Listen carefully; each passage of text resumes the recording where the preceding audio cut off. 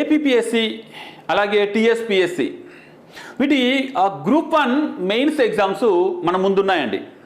సెప్టెంబర్లో APPSC mains ఉంటే October 21కి TSPSC mains exams ఉన్నాయి.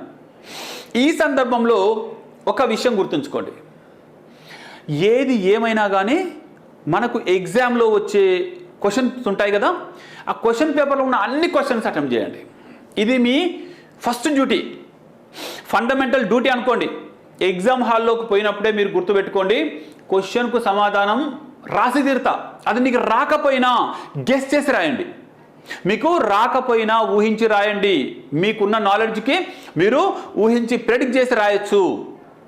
కనీసము మీరు రాసినందుకు 1 మార్కు పడియండి.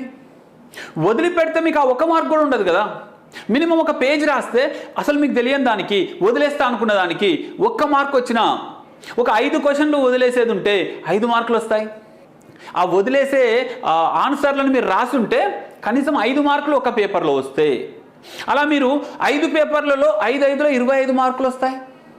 అంటే ఇంచుమించు మీరు ఇంటర్వ్యూలో 10 మార్కులు 5 మార్కుల కాడ కాక వికలమవుతారండి, గిలగిల్లాడతారు. అబ్బా 10 మార్కులు ఎక్కువ వస్తే నేను డిప్యూటీ కలెక్టర్ అయ్యేటోని, 10 మార్కులు ఎక్కువ వస్తే నేను డిఎస్పీ అయ్యేటోని.